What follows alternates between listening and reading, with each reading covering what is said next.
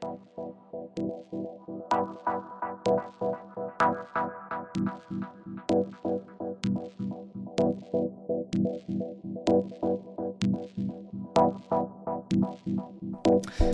right, hello everyone. You're listening to the Blockchain Socialist podcast. And for today's interview, I have Dr. Phillipp Dapprich.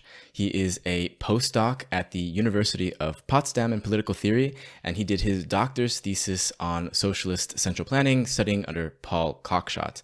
And the reason I wanted to reach out to him is because he wrote a very interesting article titled "Tokens Make the World Go Round: Socialist Tokens as an Alternative to Money." So hey, Philip, how you doing? Hey, great to be here. Thanks for inviting me. Yeah, this is like the first time I've ever, I think, spoken to another socialist about tokens that wasn't related to crypto. So I'm really excited to talk about this because I've been thinking a lot about the idea of tokens and kind of like, the way that we kind of sometimes restrict what we think about tokens as purely kind of like a financial thing, or just like as a euphemism for money, or like a euphemism for like, I don't know, arcade tokens or like casino chips or things like that. But I think there are some like really interesting ways to think about this word and to think about its implementation. And I think your paper, thinking about tokens as a way to plan a socialist economy, was really, really interesting. So maybe as a start, would you want to give a quick introduction maybe to yourself and to kind of what you were trying to accomplish with the paper? Right. So I wrote my PhD thesis on socialist planning, and a big part of what I was interested in was distributive justice and how in a socialist economy, consumer products in particular should be distributed. And in the 19th century, there was sort of this quite widespread idea of using some kind of tokens or vouchers to do that. Marx also discusses this in his article, The Critique of the Gotha Program, where he discusses another proposal, the so-called Gotha Program, which has that, but he has some points of criticism of that, but he still maintains, at least for a lower stage of communism, this idea of tokens with some sort of changes to that from the Gotha Program. And the idea is is to have a mechanism for distributing consumer products. And because I was interested in my thesis in distributive justice and how consumer products should be distributed, I decided to take that idea from the 19th century and put some changes on it and try to see if it still makes sense today. Is this the same? Is this kind of like labor vouchers that Marx talks about at this point? Yeah, so Marx uses labor vouchers or still uses labor vouchers. So the idea is that these vouchers are paid out to people in proportion to the labor time that they contribute to socialized production. And then the prices of products are also measured in labor time. So the token prices are measured in labor time, the labor time that's necessary to produce them. And that somewhat changes in my proposal. And here I'm really following on Paul Cockshott, who was my supervisor, and Alan Cottrell, who was his co-author for their book Towards a New Socialism in the 1990s. And they took over this idea from market socialists, which was to actually, let's not have fixed prices, which just correspond to the labor time of products, but let's instead adopt these prices and regulate them towards what's called market clearing prices or market clearing rates. And these are simply the prices as which supply and demand for a product will match, right? Yeah, and so that's something I adopt as well, and there are several reasons I give for that. I think maybe one of the important ones is people often associate with real existing socialism that there were always shortages for consumer products, right? You went into a store, into a shop, and all the shelves would be empty or something like that, right? And a big reason for that was not necessarily that they didn't produce enough of these things. The reason was that the prices were kept artificially low. And people could afford a lot more of these than were available. So the first people in the shop would just, buy everything. And then they wouldn't, at the end of the day, there wouldn't be anything left. So if you came late. You think there were shortages there were shortages because people were eating. Yes, pretty much. But obviously, it leads to a lot of problems, because then some people might be getting all of this. What I argue is that in a sense, this means the tokens lose their purpose, because whether or not you have the tokens to buy an item is no longer relevant as to whether or not you're going to get it, right? It just matters whether you're going to be first there. Or actually, this was also a gateway for a lot of corruption. So, the butcher might have some control over who then actually gets the meat. And then he might do some trade with the baker, right? And the baker will give the butcher some bread, right? So this is like a form of corruption, which is enabled because the prices were kept artificially low. Having market clearing rates just ensures that anyone who is actually willing to, use their tokens for a loaf of bread can also do that. And this means that tokens actually have the function of deciding who gets how much of various products. Right. So this is around the idea of, when you say distributive justice, you're talking about the distribution of resources that, I guess, from a certain political standpoint, we would say should be like equally granted, or like equitably granted to people in a society, rather than sort of dictating it through who has power over this and that jurisdiction, or like these many say abuses of power that is involved, that can be under capitalism through markets, through capital, or through other means. Yeah, I mean, in general, distributive justice means it asks how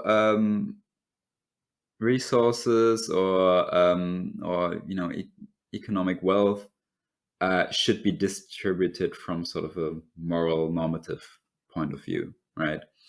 And there's a debate about what is it that should be distributed in this way, right? One point of view is resources should be distributed. Other people think it's welfare. But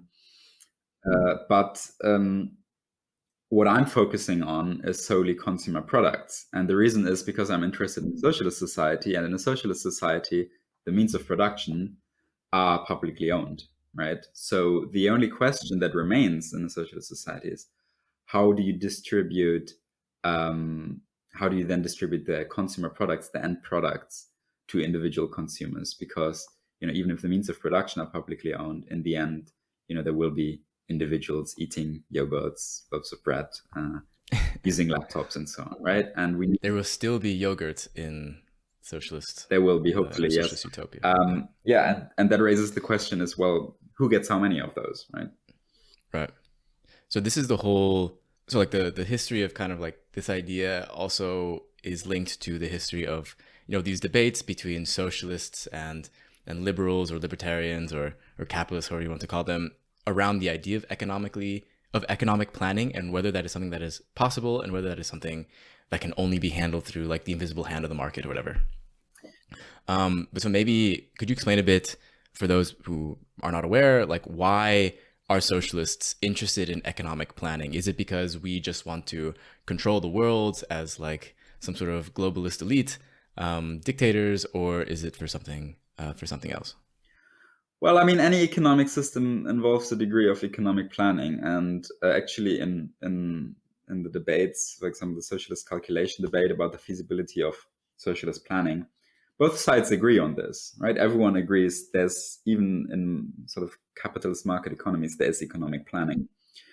But economic planning tends to be, in market capitalism, tends to be focused on planning within an individual firm. A firm will have a business plan. They will decide, what are they going to produce in the next year. And socialists have long claimed, and I still think there's some truth to this, that that this leads to sort of a lack of coordination in the economy as a whole, right? Friedrich Engels talked about the sort of strict planning of production within an individual firm, and then the anarchy of the market, of the wider market, right, in the economy as a whole. And then the socialist proposal was, okay, let's take these concepts of planning from within firms and extend that to the to the economy as a whole to achieve greater coordination. Right? And then, a lot of these debates are about whether, doesn't the market actually already achieve this kind of coordination, and could we even mimic the same results or achieve even better results than the market does in coordinating activity of various economic actors. Right? And that's also a debate I'm very much involved in at the moment. I love that you said for coordinating, like as like thinking of firms as like islands of coordination within like an ocean of anarchy, I guess you could say. I think that's super interesting. I don't know if you may not be aware, but like in the crypto world, this idea of coordination is really, really big. It's like a huge meme that, people, they're like these memes of like, the astronaut pointing the gun or something behind the other astronaut looking at the earth. And it's like, was it always coordination? And the guy's like, it's always been coordination. Or is it all coordination? It's always been coordination. Yeah. But they're taking it from a very, well, I guess not a socialist point of view for sure. They're not, that analysis isn't necessarily coming in, but the idea of coordination and like the fact that we are very discoordinated, or we are not coordinating much at all to solve sort of global issues, is like this big ongoing theme that's been going on in crypto world that I think is really interesting. It's really interesting that you said that. And I guess like our kind of critique would be that this lack of coordination is just heavily linked to the way that capitalism is just sort of run. Like that's just how it works. There is this need for a lack of coordination amongst the masses, while there is, coordination within these little islands of kind of like corporate kingdoms, I guess, is kind of how I think about it. Yes. So Friedrich Hayek argued that the market price mechanism takes over a lot of this coordination because prices signal certain information, right? But there's also a lot of information which doesn't get signaled by that. So, for example, one firm will not know how much another firm is going to be producing next year. And I think you can show game theoretically actually that a lot of the times firms don't have an interest in sharing this kind of information with their competitors. They want to keep something secret, or rather they might want to signal actually things which are not necessarily true. And that can lead to, miscoordination or like, the business plans of one firm not making sense in the light of other people's firms. And then you might have things like overproduction, because now suddenly everyone is producing too much or too little of something, right? Because they didn't coordinate with each other. And I think that's certainly one thing that sort of this economy-wide planning could address a lot better than the market does.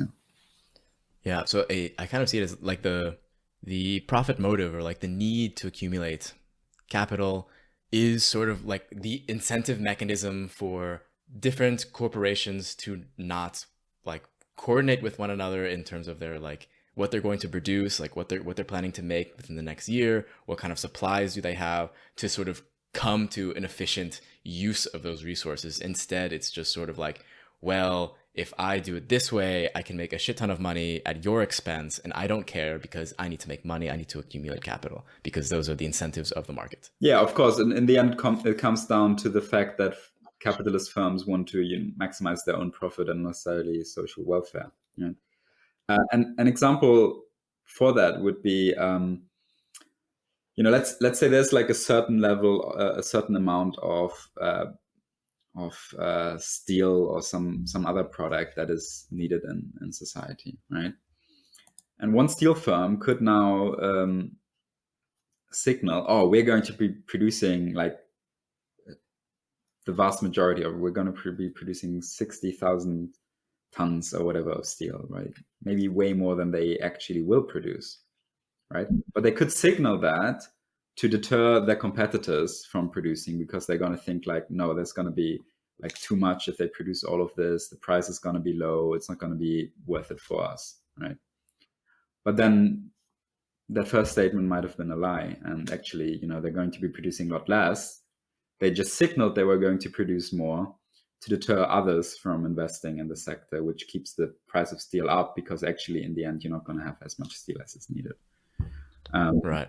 Or that could just be an intentional lie to keep steel prices up anyways, for the entire industry, or like to change sort of expectations or something Sure. like that. Yeah. But primarily, to keep competitors out and keep them from producing as much, right, as might be needed, simply so that you can profit off the higher steel prices. Yeah. And so the sort of like one of the first, I guess, socialist attempts at trying to solve this problem about coordination, or an alternative to like capitalism that Marx proposed, was labor vouchers.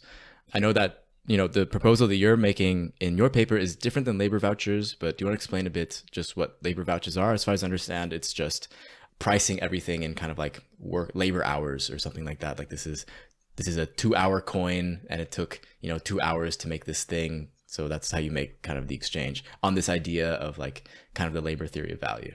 Yeah. So I mean, the labor vouchers are not necessarily a proposal for planning of production, right? They are a proposal for then distributing the consumer products out of socialized production to individual consumers. Interestingly, Marx and also his close comrade Friedrich Engels didn't say much about how they actually thought this planning would take place, which I think is a huge omission. And at times it seemed like they thought it was, quite simple. Oh, you just plan it. That it's really easy. Because it's not. Of course, it's really not that easy. Certainly, today, Just do the math. Yeah. Certainly today, when you have like millions of different products and ways of producing them. So I think they might have been a bit naive about that. But the tokens are nonetheless interesting. First of all, because you do need a mechanism for distributing consumer products to individuals once you have produced whatever you're going to be producing. And secondly, because they are like the closest, or they are like the most concrete that Marx gets about what a socialist society would actually be organized like. Yeah, and so these tokens or labor vouchers, they are given out to workers for the work that they've done, and they would actually be denominated in time, in the time that they've done, right? So the original proposal in the Gotha program that Marx is criticizing is, if workers work 1 hour, they get a voucher saying 1 hour, right? So it's actually denominated in time. And this voucher can then be used to receive products which take on average 1 hour to produce. So the idea is that every worker would get sort of the products that took the same amount of time that he sort of invested into production. He or she would be able to get out of socialized production as well. What Marx criticized about this is, well, you can't do that because you can't pay out the entire product to workers to sort of consume individually. First of all, there are a lot of people who can't work, who might also have to be provided for. So he thinks we have to make some deductions for that. He also mentions investments, or kind of like something like insurance or bad weather funds, right, for catastrophes and things like that. So what he then proposes is that actually only part of it should be given out to workers in this way, and you make some deductions from that. So instead of receiving a 1 hour token for 1 hour of work, you might only receive a 50-minute or 45-minute token or something like this. You can think of it in like a tax, basically, to fund social expenditure and public expenditure and investment and so on. Okay, interesting. Yeah. So then, yeah, I guess even thinking about that, I can already imagine kind of like just some of the issues that may arise out of that type of system. It seems to not be very malleable to what types of external or internal types of forces that could sort of move the system in which, like, where you could potentially not afford particular things because of supply and demand of those resources. Or something could be like, it takes an hour to make, but there's only like 5 of them, like. Yeah. So the problem can arise basically if during the planning process, there's some kind of process for deciding a production plan, right? How many things, or what kind of products are we going to be producing? And we might have, decided to produce 100 shoes, but then there are a lot more people that want to get shoes than we actually produced, right? Because we have to distribute them after the fact of production. So we've already produced these things, and now we distribute them. And maybe at the token price, the average labor time that's needed to produce them, a lot more people want to suddenly get shoes than we anticipated, right? And now the question becomes, well, how do we in some way ration the shoes, right? Who gets them and who doesn't get them, right? And if you don't have you need some way to ration this, basically. And if you're just sticking to the labor prices, basically what's going to end up happening is that factors other than, as I was describing earlier, factors other than who has these vouchers are going to decide who gets these shoes. And I don't think that's ideal. It kind of means that the tokens lose their purpose. Yeah. So how does you want to explain a bit maybe how your proposal in your paper tries to solve that problem or alleviate the problem? Yeah, so the idea is taken from market socialist proposals. So market socialists usually advocate adopting some features of the market within a socialist context of public ownership and the means of production, right? And I'm doing this here just for consumer products, right? So Marx's proposal for labor vouchers, that's just for consumer products. It doesn't affect the means of production, productive resources, or something like that, right? So it's just for consumer products. And the idea then is, well, you regulate the prices towards market clearing rates. So if you notice that more people are willing to use their tokens on shoes, so maybe the shoes are leaving the shelves in the shoe shop faster than we're producing them at the moment, and it might take some time to ramp up production, then you increase the price for shoes. And if it's the other way around, if you're noticing with all these shoes piling up, we keep producing them, and they're all piled up in the shop and no one wants them at the current price, then maybe lower the price to stop them just going to waste and not being used in the way they're intended to be used. This would obviously be particularly important for perishable goods, right? You don't want them to just spoil. So you would lower the price, and this is kind of like a trial and error process, right? You have to see, how much do we really need to lower the price or increase the price? But in the end, it's supposed to get to the point where you add a price where supply and demand are matched. So actually, exactly as many people are, using their tokens for shoes as we're producing shoes, right? That's the ideal equilibrium condition. And how in your proposal do you think that could be calculated? Well, I guess something like that would require this information to be available to someone or some entity, some group, to be able to make that decision to do that. And that would be in coordination with potentially thousands, millions of producers of this consumer good. Yeah, so this is something I take up from the Towards a New Socialism model by Paul Cockshott and Alan Cottrell. You can use a feedback control mechanism to approximate these market clearing rates. So there are different controllers, and one would have to do some more research to figure out which one might be best suited for this case. But in my proposal, let me just think. I think I use a simple on-off controller for this particular problem. That means that if the price is higher, if the demand is higher than the supply, then you increase the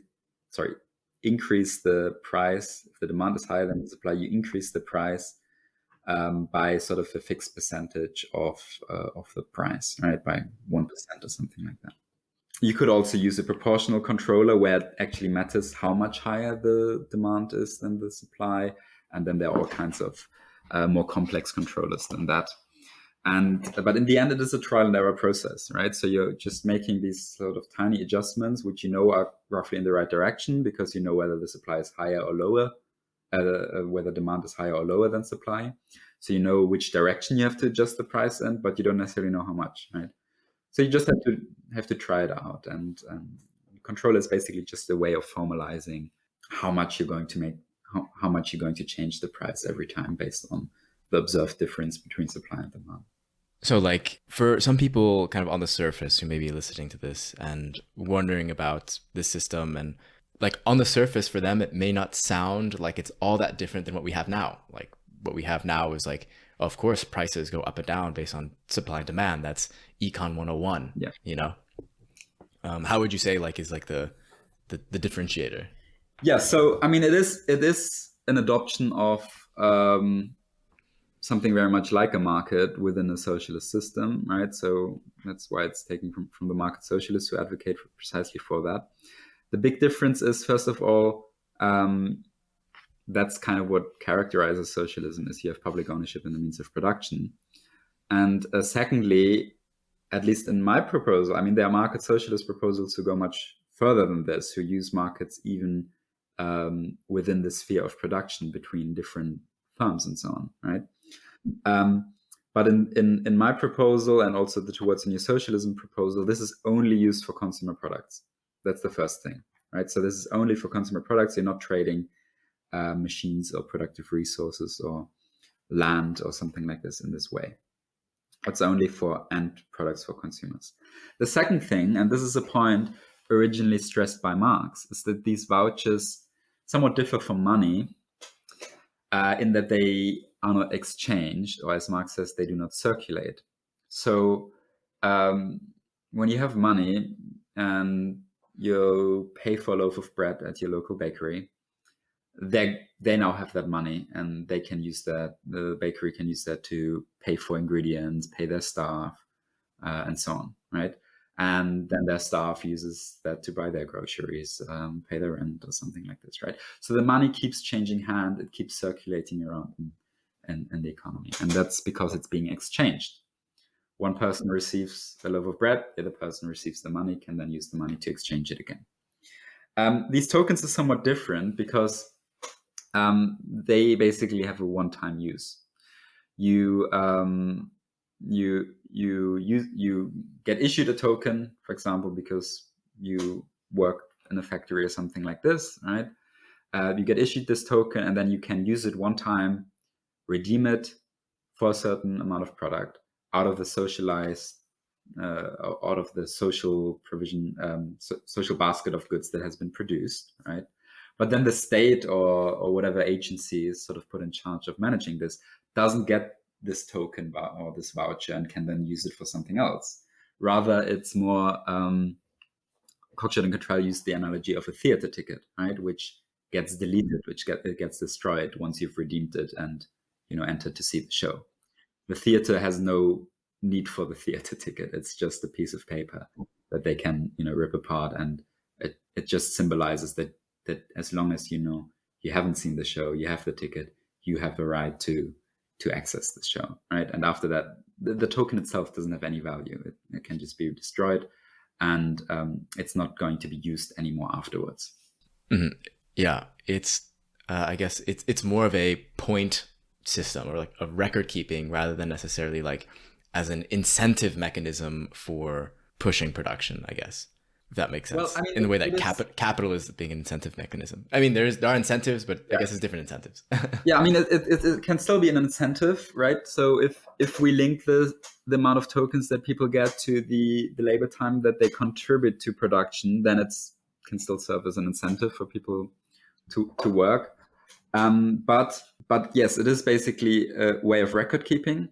But you can argue the same thing for money, right? That certainly modern fiat money, not necessarily if you think about like commodity money, people have used gold, obviously was a big one in the past, but people have also used like rice or bags of rice or wheat or something like that, or alcohol as money. But modern fiat money, you could say, is also just a way of record keeping, right? It's just most money nowadays is digital. So it's saved in a bank, either a commercial bank or a central bank. They just have a spreadsheet which says for various accounts how much money is in there, right? Right. But I guess it's a difference in changing the relationship of credits and debits. or like how credits and debits happen, or the direction of credits and debits? Well, so the difference is when these tokens get deleted, right? Or you can also see them as an IOU. So I mean, I think modern monetary theory, which has been gaining some traction in the US recently, basically got it right. I mean, they're drawing on earlier people, the state theory of money here, about what makes this money. It's just an entry in a spreadsheet. What makes this like valuable? Something that people are willing to work for or accept in exchange for things which have actual use value, right? The reason is that the state demands that taxes be paid using that money. So and when you pay these taxes, you can basically see it as these tokens being deleted.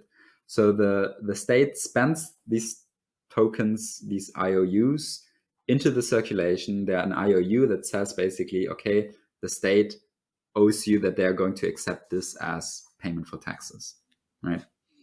They spend this into circulation, and then when people pay their taxes, these get taken out again, right?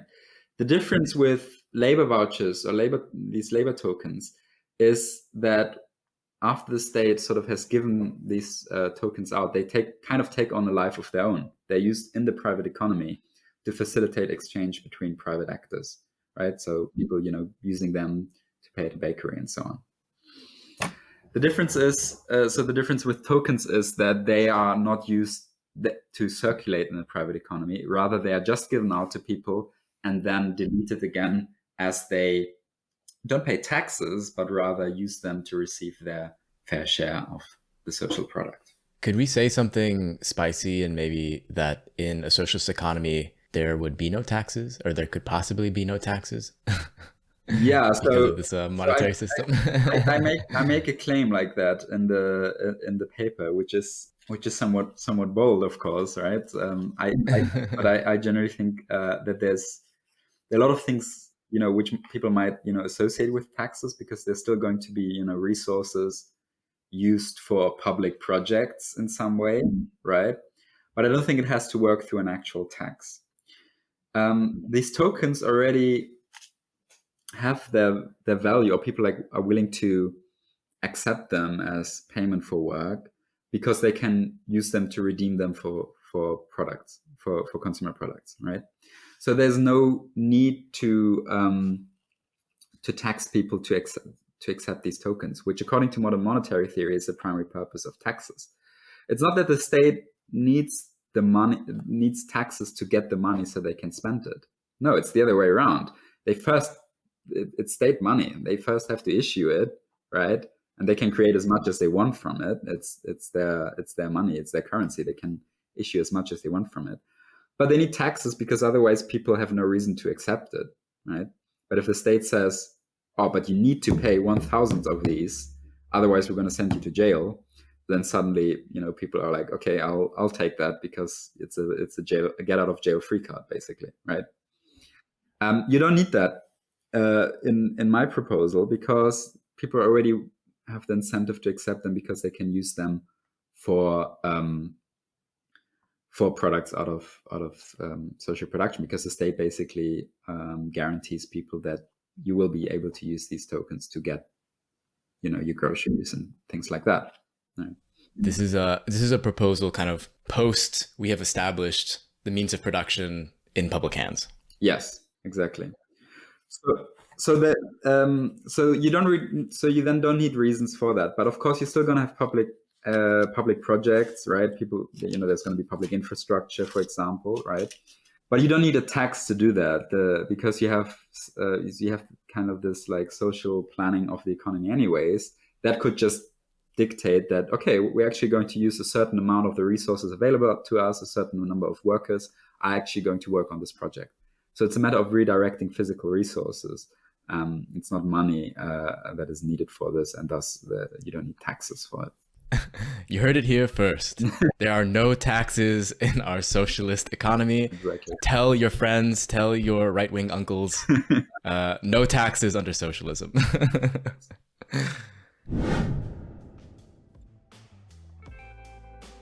Hi everyone, if you're enjoying this episode so far, be sure to subscribe, leave a review, share with a friend, and join the crypto leftist communities on Discord or Reddit, which you can find links to in the show notes. If you're enjoying the interview or find the content I make important, you can pitch into my efforts starting at $3 a month on patreon.com/theblockchainsocialist to help me out and join the newest patrons like Ralph, P. Patil, Ohio Colleen, Mohammed, Bagelface, and Andrew, which really helps since making this stuff isn't free in terms of money or time. As a patron, you'll get a shout out on an episode like I just did and access to bonus content like Q&A episodes where you can submit and vote on questions you'd like me to answer, and I'll give my thoughts in roughly 20 minutes. In the last bonus episode, I analyzed applying the anti-capture framework made for DAOs, but towards left-wing organizing and the specific challenges that they face. I thought the episode was pretty interesting, and I'm hoping to write a piece based on what I spoke about for it. Of course, I'll still be making free content like this interview to help spread the message that blockchain doesn't need to be used to further entrench capitalist exploitation if we put our efforts into it, so if that message resonates with you, I hope you'll consider helping out.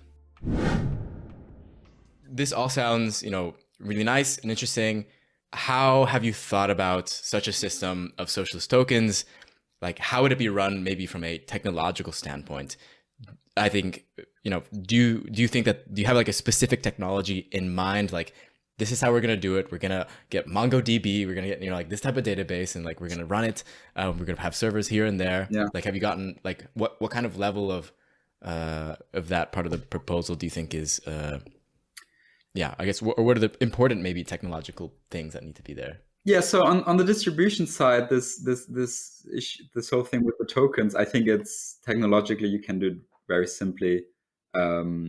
It can be very simple. There's nothing new and fancy that's needed for that. The banks have been doing this for hundreds of years, right? And they've been, of course, originally doing this. I'm not talking about gold money or even paper money. Using spreadsheets, right? Which can be physical spreadsheets. You can just keep a list and keep a record of, who has how many tokens, and then you subtract some of that when they use that to redeem them for a certain amount of products or something like that. That's basically what banks have been doing for hundreds of years. Obviously now, they're doing this digitally, so they have digital spreadsheets. I've heard that a lot of the technology is very outdated now that they use for this, that they're still using stuff that was developed in like the 70s or 80s. But I mean, it works. It works. And I think you could in principle use the same technology. I don't think there's a technological challenge here that we necessarily need something new to do this, right? It's quite simple. Yeah. I'd say, so like, I mean, still unsure if I will cut this out or not, but I have done in a previous life, I've worked for SWIFT, Right. the giant international banking transfer cooperative, technically. And yeah, their system is, well, I mean, one, it's huge. It's like no single person understands the whole thing. Like, even working directly with the IT people, they're like, yeah, I don't know that system. That guy knows that system. And they have like two different systems for keeping track of like different types of payments and different KYC information that they have to have legally, different AML stuff. Like, they have to have a blacklist for any country that gets put onto the America's economic sanction list. Like, they have so many complicated things, and it was all like originally laid out in the 70s, and now like things have gotten just more complicated. Other people's systems have updated, other ones have not. Like, it's Byzantine. It's like I was looking at, they were like laying out like the architecture of like this entire thing, and like it was like looking at just like a disfigured like zombie of something that, and I'm like, this is what runs the international economy. Oh my God. Like, it was pretty astounding that's how they did it, but that's how they did it. But to me, it was also like, at that time, I was like, oh, this is how banks get away with crime. Just like, this system is so complex and nobody understands it to such a degree that, but it does, like, of course, all the basic stuff for us as consumers, what we see on our bank applications and whatever else, like, it works for us at the end of the day. But they have, it's pretty incredible. But it kind of, sometimes what is, for me, the question is not even necessarily like, oh, do we have the technology for our socialist utopia to put in our socialist systems and types of economics, but also it's like, I think we're way beyond the point of being able to technologically do it, in that we have databases and we can configure databases and however we want, but it's more like, how do you want that to manifest itself? Like, what is the exact relationship that the last person in the, like, quote unquote value chain of your economic system, what is their relationship to the system in the whole? Like, I've had just a lot of arguments with kind of other people online that are like, oh, we'll just have like a centralized database and it will be controlled by the workers. Like the Vanguard party will control the central database for all of like our economic transactions. And to me, it's like, that's possible. We could do it. Like, that's, there's nothing that it's technologically probably easy, feasible, but it's also politically, I think, questionable. Like, who then is in the Vanguard party? Who then has the admin controls inside of this database? Like, what if this one database, which is kind of silly, this one database like falls? Like, what if it's like out of order? What if, like, there's a storm in the area, or the server farm that it's in like catches on fire, like it did with like a couple of Google ones in the past? Like, where is like the resilience and the necessary redundancy that you're going to need for a type of system, especially if you want to rely on it at a global level? Anyways, sorry for the rant. Yeah. So, I mean, I know that people are also concerned about things like, fraud and, would there be, I mean, what you mentioned, like, would a central government, be able to abuse this in some way, right? But I think what's important to keep in mind is that this is a very, the bank clearing system is a very transparent system, right? Because in the end of the day, the bank has to provide you with a bank statement, right? And you're going to be able to check it and see, okay, this is actually, this is how much I had on my account. This is how much I, went off it. This is how much I should have gone on it. And if there's something wrong, you can complain about it, right? And you're going to know that something is wrong, right? Because these are basically just records, and you can, in principle, also, to address the point of like the server file or something like this, you can have multiple copies of a record, right? If it's just a spreadsheet, you don't need to save the spreadsheet on just one server or something like this, right? So I don't think I was being facetious with that example, just like the stupid argument that I had with someone. Yeah, no, but so this is like, I think that we have to give the bank clearing system more credit here than maybe some people do. That it can be very transparent. You can have multiple copies of it, so it can be relatively secure. If someone does something like improper and maybe they add some money to their account or something like this, there's a record of that, right? We can see like how much was on their account beforehand, how much is on it now, where's that money coming from, and so on, right? So that, I don't think that's really the problem. There's a problem, I think, in terms of privacy, so more the other way around. Do we want the government to be spying on us? I think a lot of people make a good case that we should not completely get rid of physical cash, precisely because it allows people to do things that they don't want a government to know about, right? And then obviously you can make the argument, oh, but that's like criminal activity. But then the thing is, maybe it's a good thing that sometimes it is possible to do things the government doesn't want you to do, because otherwise, just because something is illegal doesn't mean that it's bad. Exactly. Yeah. And I mean, that's, I think one of the main, obviously we're moving, in a lot of countries, we're moving away from physical cash. Germany is actually one of the countries that still, people stick to their physical cash quite a bit. But in other countries, people are paying more and more by card, and the exception to that is obviously illegal things like drugs, for example, right? But are drugs bad? Yeah, and the question is, do we want the government, should that even be illegal? Yeah, do we want the government to have the power to completely control, our lives like that, right? So I think there's some argument to be made along those lines, for sure. Yeah.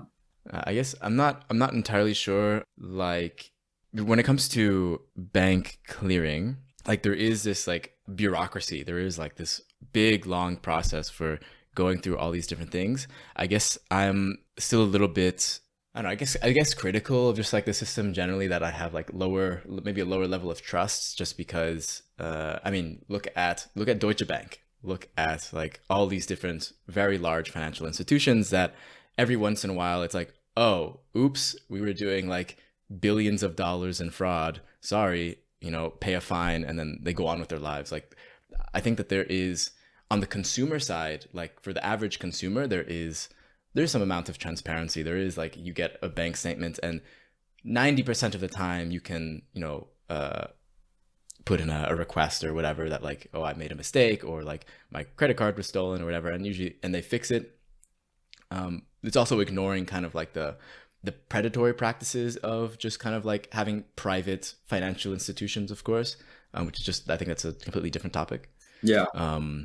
But yeah, I guess one of the things that does attract me to cryptocurrency world is that there is a more granular version. Like, you can see the inside of the black box more so than you can see it as it exists today, even though for 99% of people who live in Western countries, like, they're not going to have so many problems. Yeah.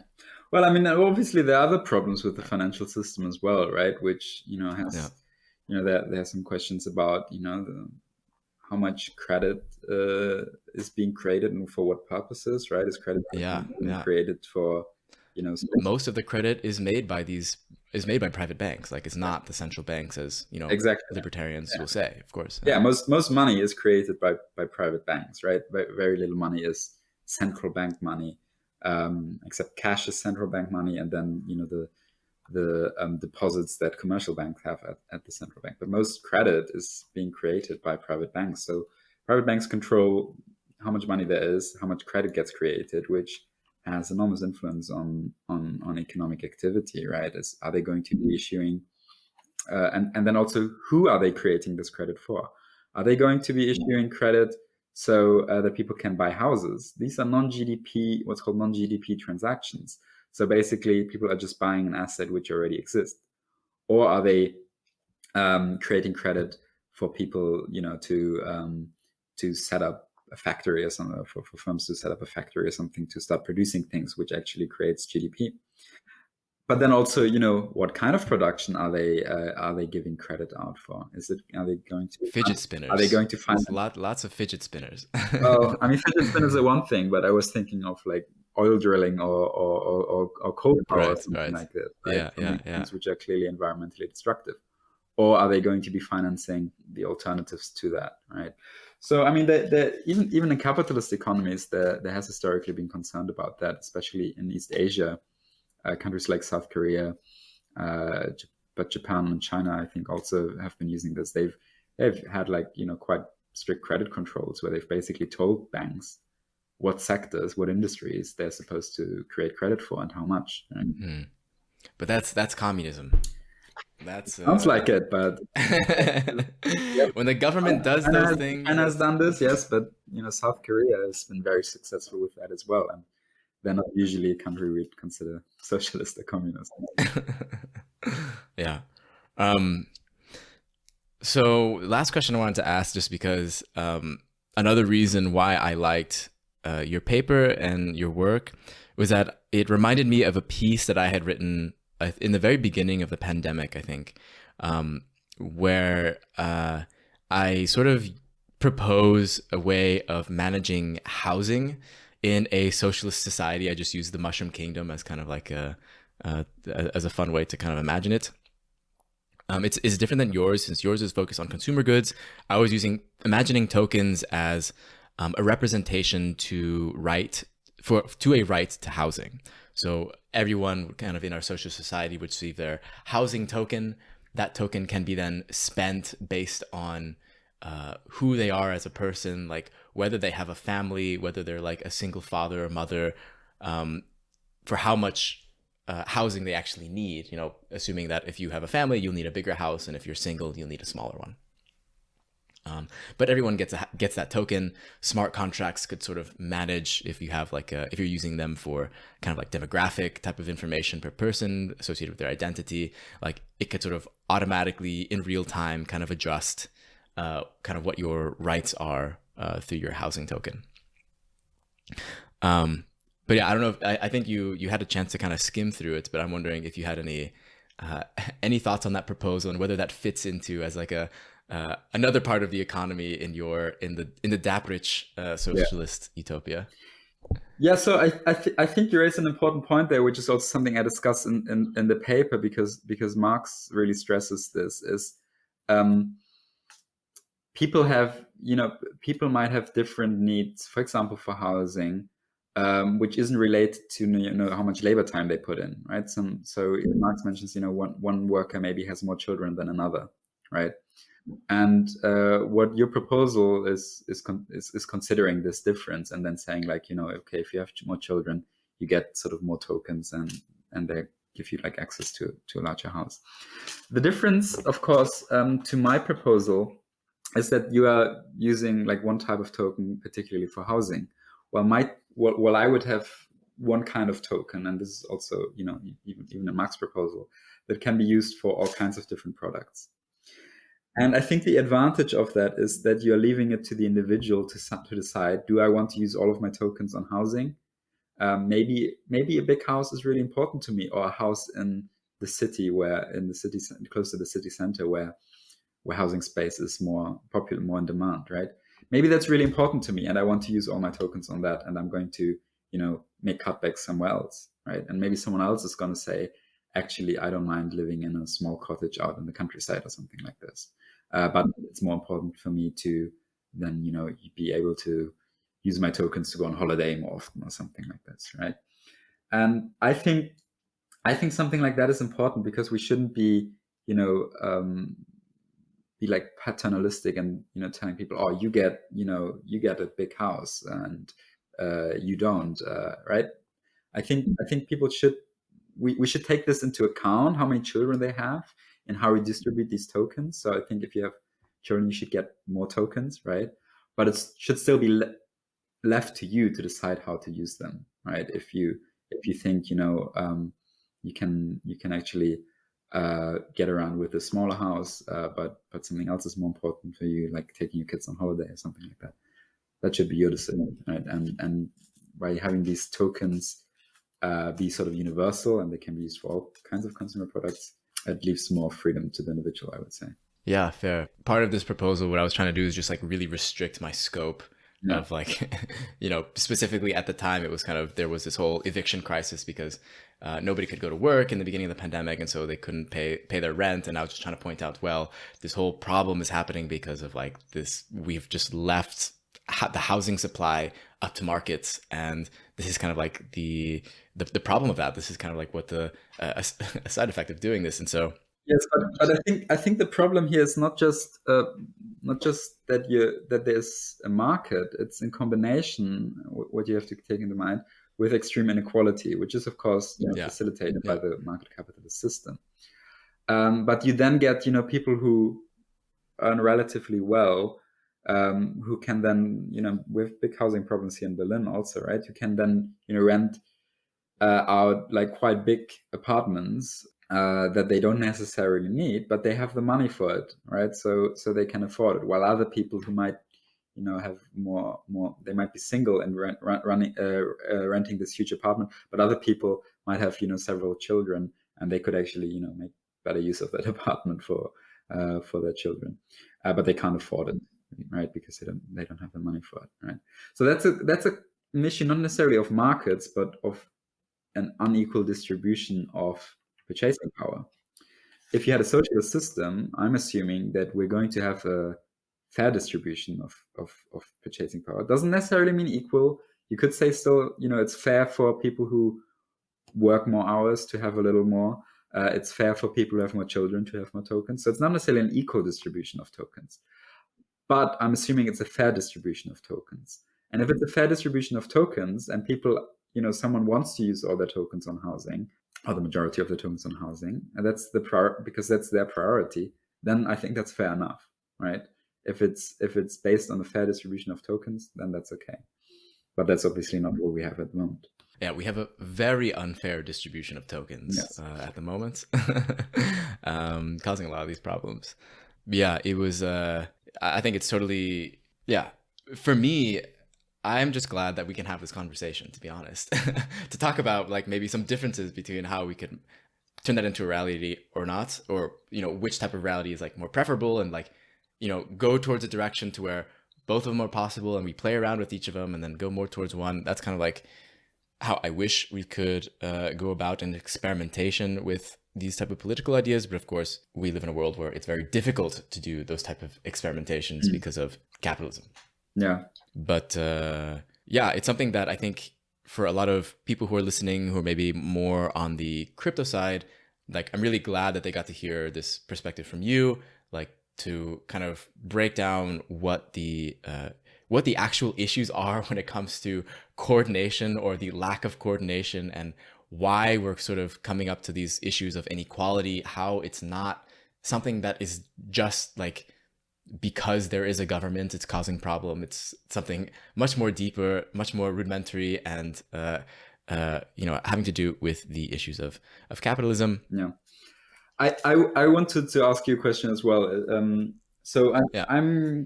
I'm somewhat critical of Bitcoin, which I think I understand to a sufficient degree to be able to make a judgment on that. But I am aware that there are like other applications of like blockchain, and I wonder if you have some idea how this might be used in the kind of token system that I'm proposing. Is there a way of using blockchain for this, and what would be the advantage of that compared to just, you know, spreadsheets, bank clearing system technology? Yeah, for sure. So I mean, like, yeah, this use case that that I shared with you on the housing token is one that I've detailed out that I think sort of fits within kind of what you're asking. But for me, I mean, I can see a potential world where like a lot of the stuff that you're proposing could be run through something like a blockchain or a distributed ledger. It doesn't necessarily have to be a blockchain exactly, but some sort of distributed system. I just think that from a technological standpoint, from a resilience and redundancy standpoint, like to me, that is much more ideal than going through kind of like different central databases that have different jurisdictions or different types of ownership. Or even that are like completely run by like one party or whatever. I think there are like how it exists right now is not, of course, how I would propose we use it in our ideal socialist utopia. But I think if we're talking about ideal socialist utopia, then we would have the space and the time and the ability to kind of experiment with different types of levels or different types of mechanisms that underneath kind of help propagate the system. So like at the moment, the way that especially Bitcoin, but I mean, yeah, 99% of other cryptocurrencies, like the incentive to move forward, to mine a new block, to create a new block, to continue forward is basically the profit motive. Like that's, so like people will say like, that's perhaps a problem. And I think that is a problem if you were want to apply that in a socialist world, but it's also why it works very well under the world right now. Like that's, so it like it, to me, that's like a kind of a silly excuse as to why it doesn't work whenever it clearly does work. But I think that kind of like that system of incentives can be, it's a design space. Like what the critique that I hear all the time is that it's focused so much on accumulation, profit motive, which is true, but this is like the way it was designed. And we're, you know, luckily code is very malleable. It's very, you know, customizable, and we can change it to fit the type of context or the type of social relationships that we want to have, depending on the worlds that we're trying to go for. So I think there is like, that's like one layer if you're talking about like the most base layer of like a technical infrastructure for why blockchains are interesting for this type of thinking. But also on top of that, even like I think we can make kind of, I don't know if compromise is the right word, but like we can deal with the realities of right now by using currently existing blockchains for experimentation for our own economic systems. I think smart contracts it's a, you know, Turing complete programming language. You can embed political economy inside of computer code in a way that was not really possible before. in a way that is also resilient. Because I think one of the things that I sort of imagine, socialism kind of coming about is that it's not going to come about like very simply, or it's not going to come out all at once. It's going to come out like there's going to be one side, there's going to be another side, there's going to be, reactionary forces that are going to like undermine everything that you possibly do. And so having a type of technical infrastructure to sort of be able to resist that, rather than having a central database system, like is tactically a better idea, is kind of the thing that I have in mind. But, just saying that, like we can already... Sorry, is your proposal that does it able to solve the energy usage problem that Bitcoin very clearly has? I think that problem is already solved. Yeah. So right now, Ethereum doesn't run on proof of work.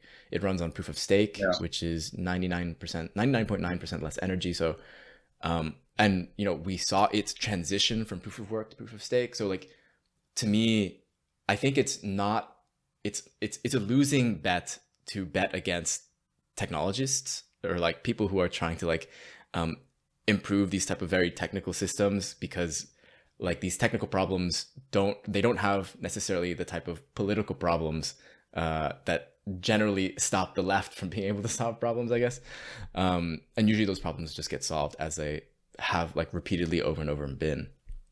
But like, just to continue like using smart contracts and using, this idea of decentralized autonomous organizations, or DAOs, using things that are currently used in the decentralized finance space, but probably applied with a different logic. I think we could imagine putting your type of socialist token system that you've kind of outlined and creating kind of like a mini playground in which we can just see that working and happening, and have to be in a space to where it could have meaningful effect. It's sort of like if you were to put this type of system on your own little database in your, at home in your computer, probably there won't be so much usefulness to it, or there won't be so much action on it. But if you were to apply it to a blockchain system, then you would automatically be plugged into the already existing sort of crypto economy. So you're already becoming a player inside of this game, or you can become a player inside of this game directly, which I think is like a more powerful thing than most people kind of realize, even though a lot of crypto economy is like a lot of speculative bullshit, of course. Yeah. So, I mean, as I said earlier, I would maintain that it is perfectly feasible to, realize this kind of token system with sort of, bank clearing technology, spreadsheets and so on. Sure. Quite simple, but sure. I mean, yeah, it'd definitely be interesting if also like, other people are interested in working more on this, to see, if and how this could also be implemented using a blockchain. So yeah, I'd be certainly open to considering the possibility. Yeah, that'd be lots of fun. Honestly, we should stay in contact. I can find some smart contract engineers to help you out on that. Yeah, might be something for cool. Yeah. Well, thank you so much for coming on. I could talk about this probably forever, but yeah, I guess, is there any last words you want to leave with us, or anything you want to plug before we end the call? No, just thank you very much for the conversation, and in general, I think it's good to see people on the socialist left also engaging positively with new technology. I have my criticism of Bitcoin, and I know you share some of those concerns as well with regard to that particular currency. But there tends to be this tendency of people to then be skeptical of technology in general. It's not even just limited to the crypto space or the blockchain, right? There's this tendency towards criticism of technology on the left, and I think conversations like this maybe help to overcome that, and to try to think about how can we use modern technology to actually implement and improve socialist economic system. Yeah, absolutely.